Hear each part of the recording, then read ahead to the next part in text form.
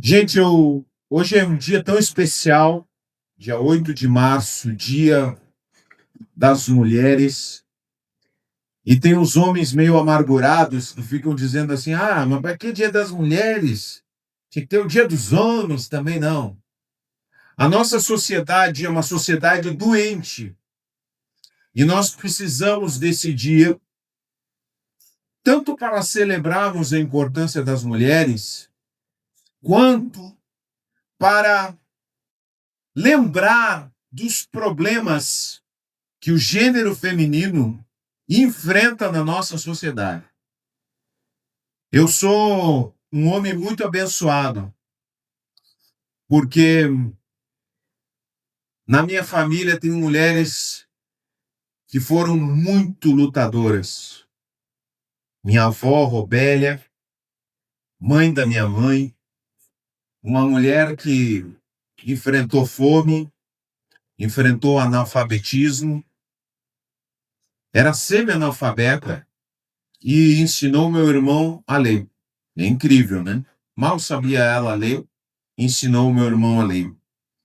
Minha avó Estefânia, mãe do meu pai, que deu à luz a 15 filhos, e uma força tremenda para levar toda essa família.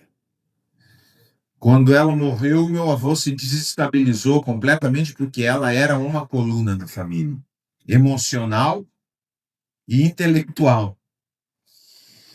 Tenho que honrar a minha mãe, que está aqui, 86 anos, forte, dessa família. Essa família é muito forte.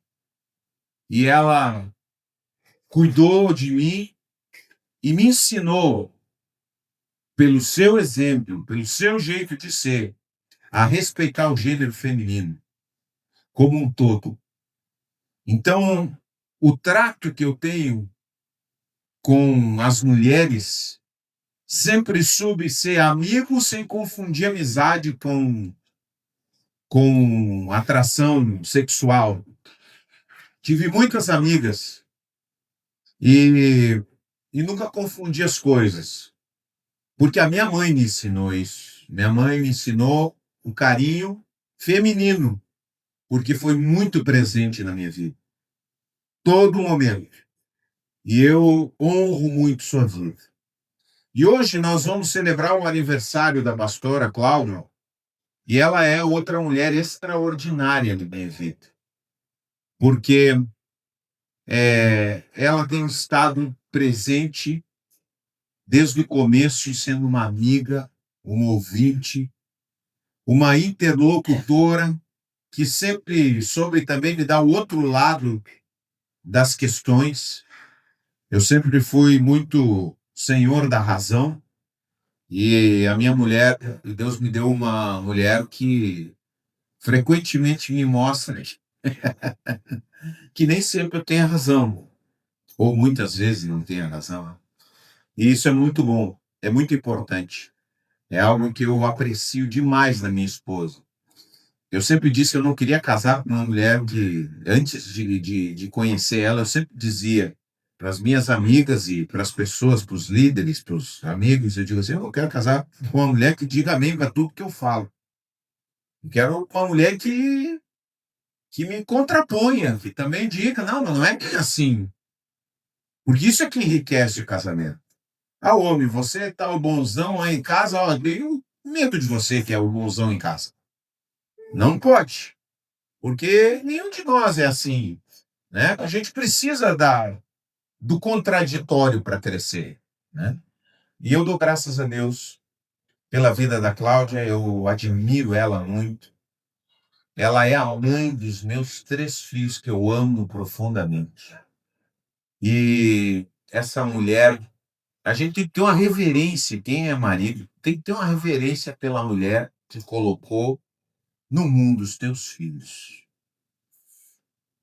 Tem que olhar para aquela barriga e dizer assim, essa barriga aqui, que às vezes o homem fica, tem estria, tá gorda, mas deixa de ser sem vergonha. Essa mulher deu à luz os teus filhos, falar com a barriga dela, tem que beijar essa barriga. e dizer glória a Deus por essa barriga, que seja como tiver, se tiver chapada, se não tiver chapada, porque isso é uma grande coisa. Isso é algo extraordinário. Então, gente, que bênção é que a gente tem as mulheres na nossa vida, que os homens que estão aqui possam fazer as pazes com o feminino. Não é brigar pelo poder, é andar em harmonia, andar junto, andar em amor, andar na mesma direção, servindo a Deus. Amém? Servindo a Deus. Está com a sua esposa aí do lado? Diz para ela, vamos servir a Deus juntos. Diz para ela, vamos servir a Deus juntos. Glória a Deus. Graças a Deus pelas mulheres. E vocês sabem, gente, que a vida do homem, a mulher enriquece demais a vida do homem. Outro dia, eu vi uma foto do que seria a casa de um homem sem a mulher. Coloca aí, por favor. A primeira. Primeira, Rafa. Antes dessa. Não tá?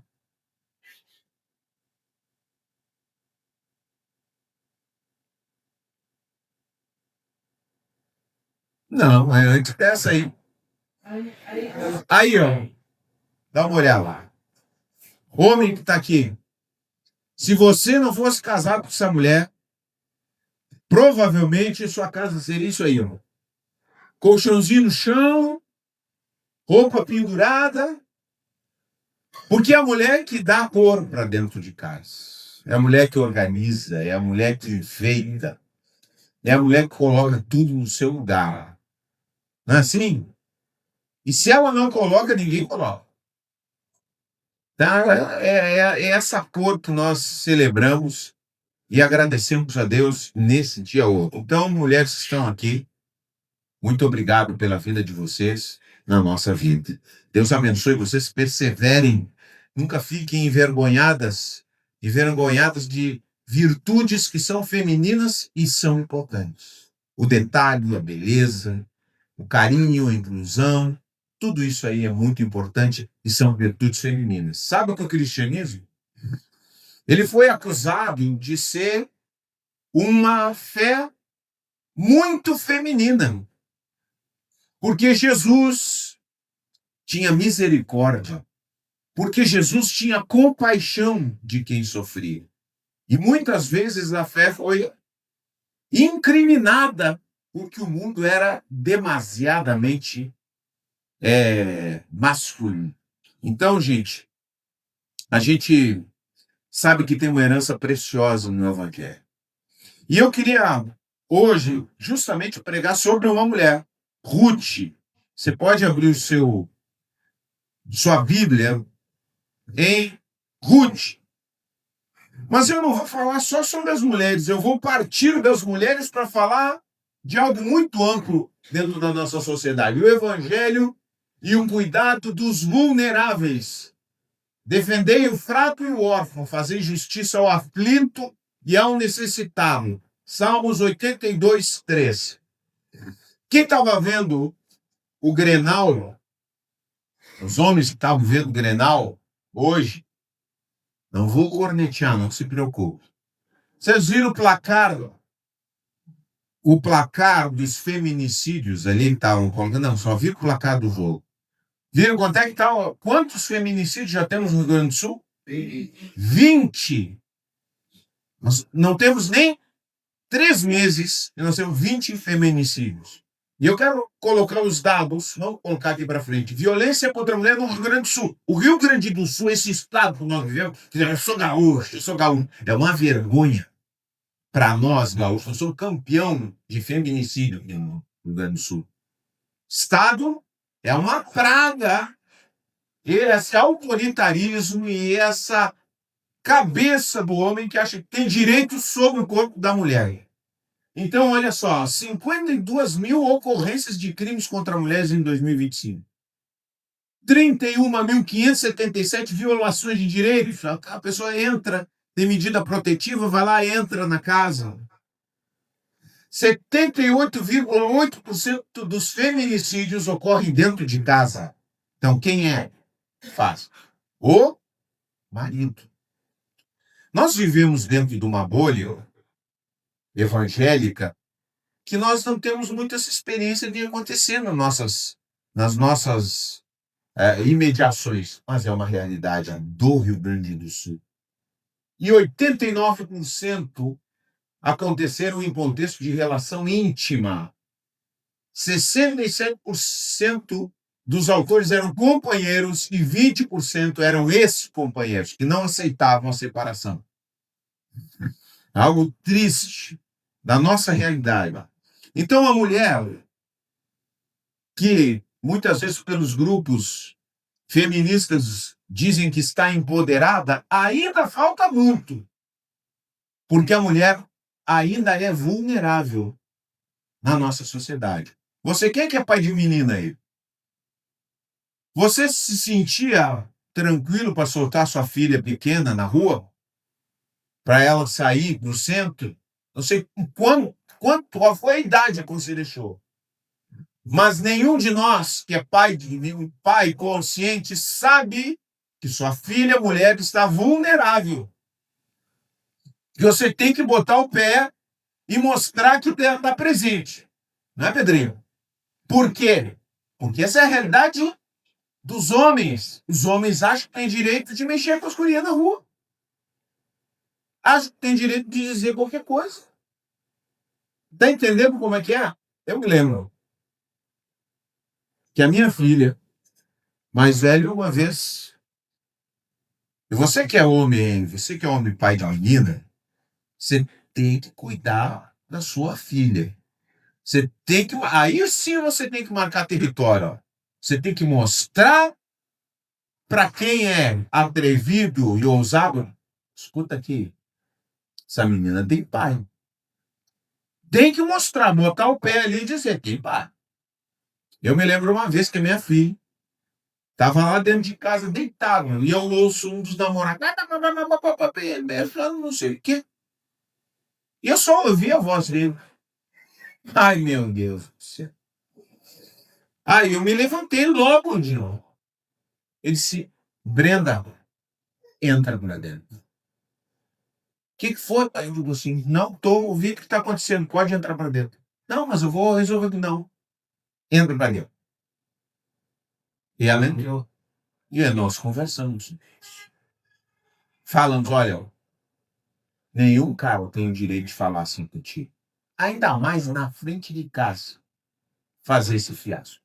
Então, gente, você que é ovo, você que é pai, a gente tem que marcar o nosso espaço, o nosso papel como homem, porque nós temos um papel. Deus não deu mais força para você ficar, ai, pobrezinho de mim, nhenhenhen. Não, você tem que também exercer a força quando é preciso defender aquele que precisa ser defendido.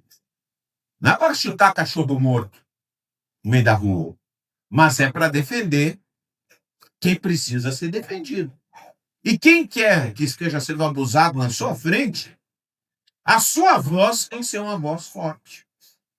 Isso é um papel do homem de Deus nessa sociedade. Por isso que eu digo que a igreja, ela precisa ter uma consciência.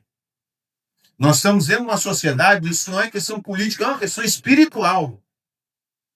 Nós não podemos aceitar, nós servimos a um Cristo que cuidou das mulheres. Nós servimos a um Cristo que protegeu as mulheres da injustiça. Nós servimos a um Cristo que foi sustentado no seu ministério pelas mulheres. Nós servimos a um Cristo que foi carregado no seu ventre por uma mulher. A mulher, ela é redimida pelo seu papel maravilhoso de levar o nosso Salvador no seu ventre. E tem gente que não quer que as mulheres preguem. Imagina, a mulher carregou a Deus no seu ventre. Não poderá também carregar na sua boca? Claro que sim. Então nós temos que entender isso. O Evangelho se preocupa com a mulher e com todos os vulneráveis da nossa sociedade. Aí nós podemos colocar a criança, nós podemos colocar os pobres, os idosos e todos os grandes grupos daqueles que estão vulneráveis. Aqui eu falo dos principais grupos na nossa sociedade. Todos nós, presta bem atenção, todos nós já fomos vulneráveis. Você imagina que você já foi uma criança que estava num berço. Alguém podia ter roubado você. Alguém podia ter machucado você. Você foi um bebezinho totalmente vulnerável. E alguém cuidou de você. Você chegou até aqui porque você foi cuidado. Agora, eu vou contar outra parte da história. Você foi vulnerável e será vulnerável. Porque quando você envelhece, mais você vai perdendo da sua autonomia. Mais os seus filhos vão dizendo assim, pai, não dá mais para te fazer isso aqui. Não, isso aqui. E você tem que aceitar, porque essa é a realidade. Nós nascemos vulneráveis e vamos morrer vulneráveis. Alguém vai ter que cuidar de nós. Amém? Amém. Por isso, a gente vai olhando com carinho aqueles que estão na nossa volta. Olha, me cuidar bem, hein? Eu digo para Regina, se não me cuidar bem, eu vou te dar umas bengaladas. Tem que cuidar bem. Mas essa é a realidade. Nascemos vulneráveis, morreremos vulneráveis. Nesse meio tempo, nós temos que semear o cuidado com os vulneráveis. Nós temos que ser cuidadosos. Nós temos que ser pacientes com o idoso. Nós temos que ser cuidadosos com as crianças. Essa é uma vocação bíblica. Essa é uma vocação que Jesus deu à igreja. E a igreja se tornou hegemônica no mundo porque cuidava daqueles que ninguém queria cuidar. As pessoas ficavam doentes na antiguidade e todo mundo ficava com medo de pegar doença. Sabe quem é que começou a cuidar dos doentes na antiguidade? Os cristãos. Porque não tinham medo de morrer e porque sabiam que eram filhos de Jesus, que havia cuidado daqueles que eram leprosos, que eram pobres, que eram mendigos. E então Jesus fez isso e nós também temos que fazer.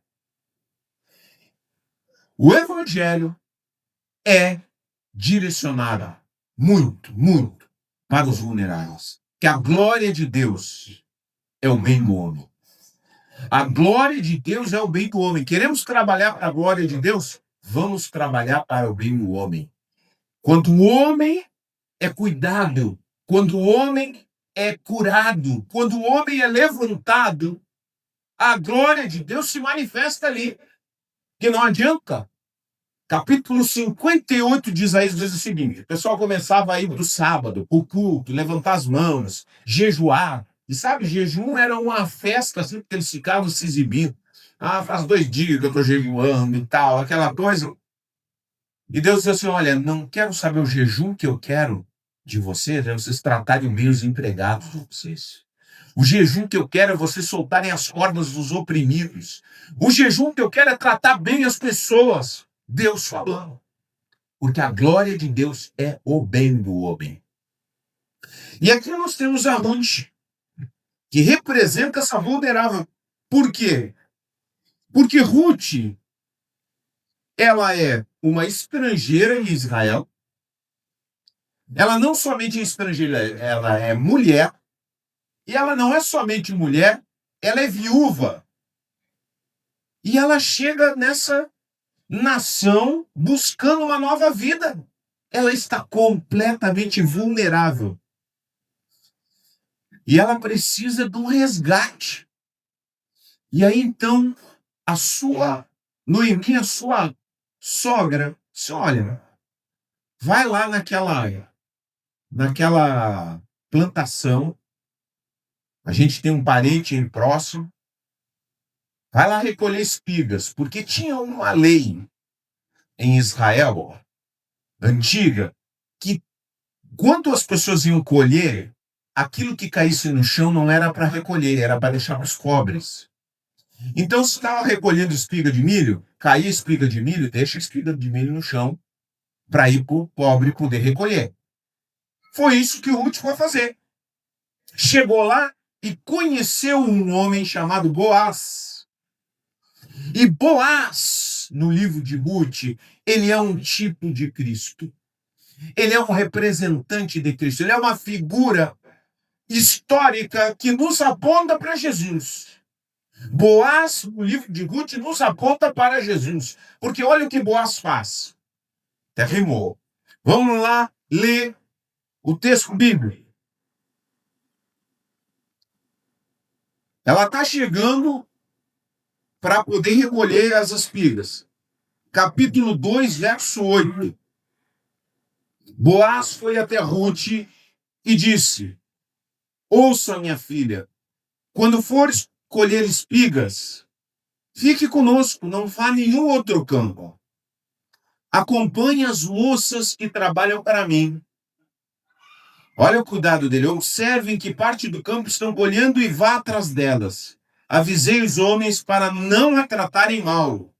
E quando tiver sede, sirva-se da água que os servos tiram do poço. Então, aqui nós vemos primeira característica de Boaz, que reflete o caráter de Jesus. Ele demonstra generosidade com o necessitado. Infelizmente, na nossa sociedade, essa aqui é uma mentalidade que o crente precisa ter. Olha aí o crente. Pega essa, crente. Essa é a mentalidade que nós temos. Quando nós vemos uma pessoa vulnerável, nós não podemos nos aproveitar da sua fraqueza. Veja só, essa mulher poderia muito bem ter sido convidada por Boaz. Olha só.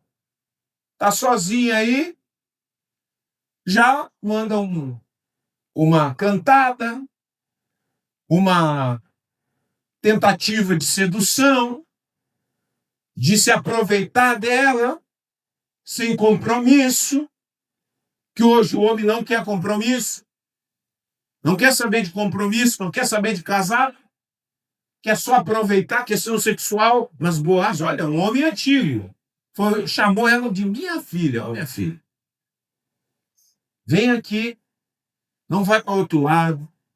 Ele oferece uma parte do seu campo no qual Ruth poderia ter uma colheita boa, pegar muita coisa boa para levar para sua casa, porque eles estavam lutando, porque não tinha aposentadoria naquela época.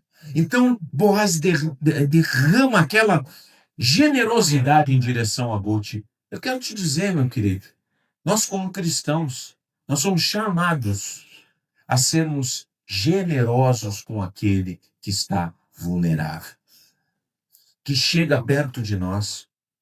Sei lá na escola, querido. Você está lá na escola. Como é que você trata quem é feio, considerado feio? Quem é considerado sem inteligência? Quem é considerado esquisito? Essas pessoas são atacadas dentro das escolas. E muitas vezes nós fazemos coro com aqueles que desconsideram os vulneráveis, e Deus nos chamou. Chamou você, crente, na sua escola, para ser alguém que toma a posição dos vulneráveis.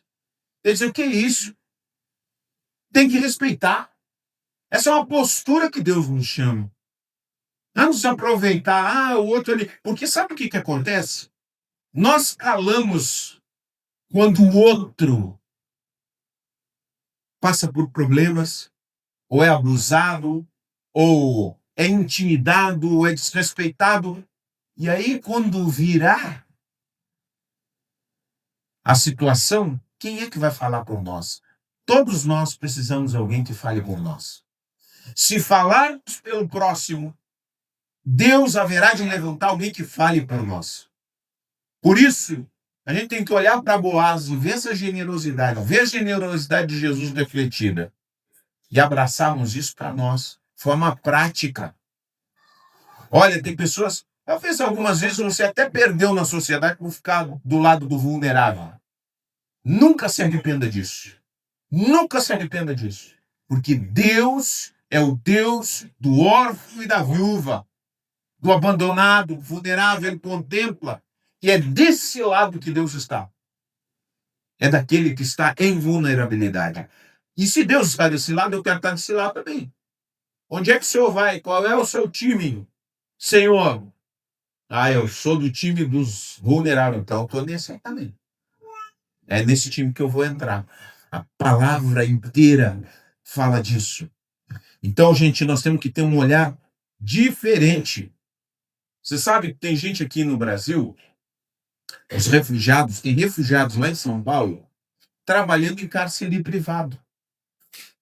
Porque seus papéis não estão ajeitados, eles não têm família aqui, e os avivados olham para essas pessoas como presas. Oh, vão pegar isso aqui, ninguém vai falar por eles, e essas pessoas estão trabalhando em trabalho escravo. Será que tem gente que sabe? Tem. Ficam quietos. Ah, deixa assim. A gente não pode ser assim. A gente tem que ter coragem de se incomodar. Chega de viver uma vida cristã para não se incomodar. Eu não quero me incomodar, eu não quero me incomodar. Isso é coisa de covarde. E Deus não nos chamou para ser covarde, mas para sermos generosos. Em nome de Jesus. Amém? Segunda coisa. Vejam que Boaz se preocupa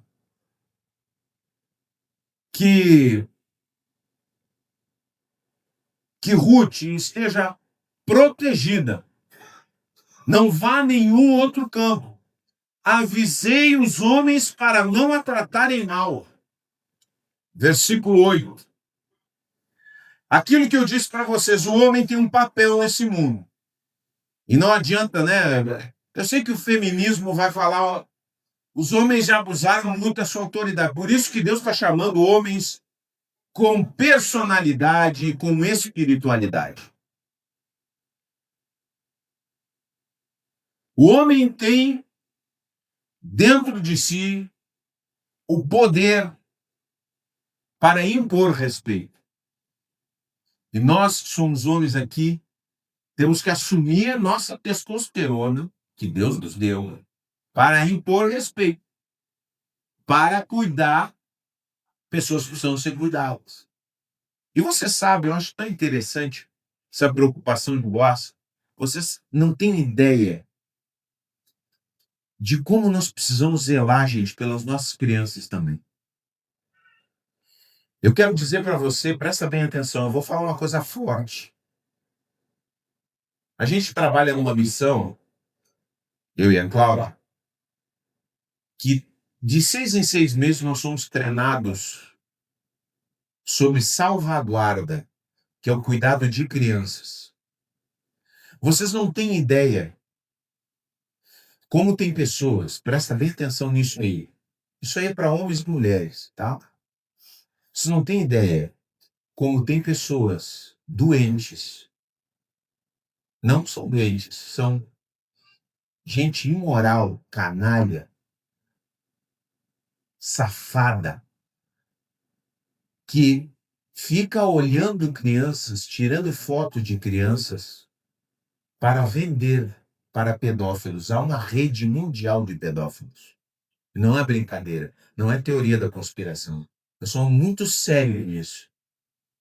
É algo tenebroso, tem coisas que eu não quero nem dizer, porque são tão pesadas que eu não quero perturbar o seu coração. Mas tem gente, tem policiais, brigadianos, que precisam de tratamento psicológico depois de ter acesso a materiais, a realidades de pessoas que exploram crianças. Nós temos que ficar de olho bem aberto com as nossas crianças. Não solte os seus filhos assim. Você tem que ficar com o olho aberto. Seus netos também, olha bem. Porque existem pessoas pervertidas que estão buscando uma exposição qualquer. Cuidado a roupa que você coloca nos seus filhos. Proteja os seus filhos cuidando a roupa que você coloca. Não adianta dizer assim, não, mas as pessoas têm que respeitar, mas não respeitam, meu. E às vezes tem um lobo, vou dizer uma coisa, os lobos como são? Os lobos parecem pessoas charmosas, bem vestidas, perfumadas, como cidadãos intocáveis. E nós, não, é fulano de tal. Dá uma olhada no Jeffrey Epstein. Dá uma olhada no documentário sobre esse homem. Começaram a chamar ele de príncipe das trevas, tamanha maldade. Só que não é só o Jeffrey Epstein.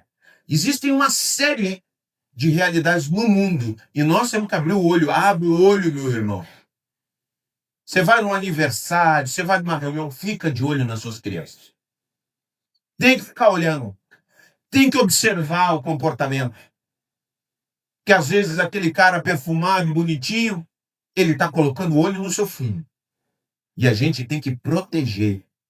E se vê alguma coisa estranha sobre o filho do outro, a gente também tem que cuidar. A gente também tem que alertar. O pai vai ficar bravo, a mãe vai ficar brava, não interessa, arrisca. Porque você está cuidando do outro. Você está de olho. Entendeu? Eu estou sempre de olho aqui na igreja. Eu observo. Se alguém que eu não conheço, vamos ver comportamento. Porque nós temos que ser um lugar no qual ou as pessoas se transformam pela graça de Deus, ou não, filho, não consegue aguentar. Porque nós temos que ter essa firmeza, esse cuidado. Sabe, não é com essas bruxas, é cuidado. Tá entendendo? Então, pais que estão aqui, eu quero dizer em nome de Jesus. Dia das Mulheres. A mulher está dentro de um grupo vulnerável, mas nós temos que ter um olhar como vulnerável, como Boaz teve, como Jesus teve. Temos que estar com o olho sempre aberto. Idoso, também. Quem é que está cuidando do seu avô, da sua mãe? Tem que estar de olho. Tem de gente que bate. Tem que usar câmera? Tem que usar câmera. Bota a câmera também. Entendeu? Nós temos que zelar. Tem que estar de olho. O roxão apareceu. A gente não pode. Essa é a nossa postura. Postura cristã que Deus nos chamou.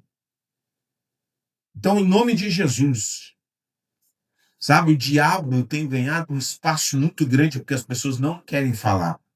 Elas não querem posicionar. E a gente precisa ter esse posicionamento. Uma outra coisa que nós vemos que Boaz tem com Ruth aqui.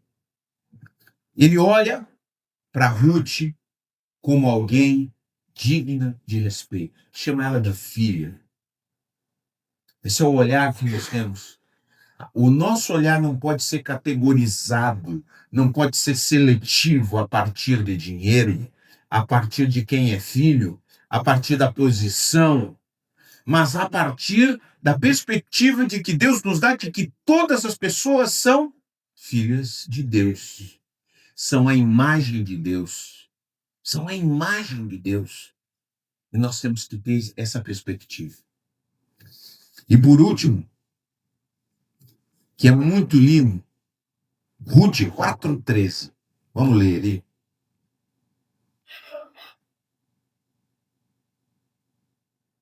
Boaz levou Ruth para a casa dele e ela se tornou sua esposa. Ele se casou com Ruth para dar um nome para ela. Quando Boaz teve relações com ela, o Senhor permitiu que ela engravidasse e ela deu à luz a um filho. Então as mulheres da cidade disseram a Noemi, sua sogra: louvado seja o Senhor que hoje proveu um resgatador para sua família. Que esse menino seja famoso em Israel. E vejam só, esse menino se torna aquele que se tornou parente. Boaz gerou Obed, Obed gerou Jessé, e Jessé gerou Davi, rei de Israel. Uma estrangeira, viúva, se torna a avó, ou bisavó do rei Davi. Que coisa extraordinária. E aí nós entendemos mais uma faceta de Boaz. Ele se torna um parceiro com Ruth para a glória de Deus. E aí, gente, nós também temos que entender que nessa relação homem e mulher tem que haver uma parceria. Tem que haver um caminho não de competição. Dentro de casa, muitas vezes, tem competição.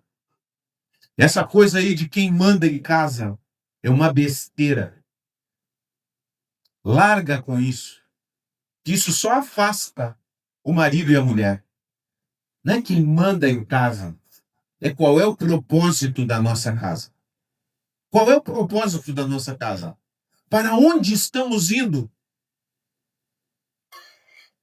Josué disse assim: eu e minha casa serviremos ao Senhor. Ruth e Boaz deram à luz um filho que se tornou canal de bênção para Israel. Eu quero criar filhos para a glória de Deus. Talvez seja isso que deva ser o maior objetivo que você tenha na sua vida, meu irmão. Você, mulher, você, homem que estão aqui, criar filhos para a glória de Deus. Não é criar filhos para ter trabalho. Não é criar filhos para ser unicamente, o grandão. Não, criar filhos para a glória de Deus. Porque se seu filho viver para a glória de Deus, o resto tudo se acomoda no seu lugar. Agora, se ele não viver para a glória de Deus, ele vive no vazio. Por isso é o nosso chamado. É preciso entender, mulheres que estão aqui. Não caiam na armadilha do feminismo. Não é porque um homem foi canalha que todos os homens são canalhas. Não é porque um homem errou que todos os homens vão errar.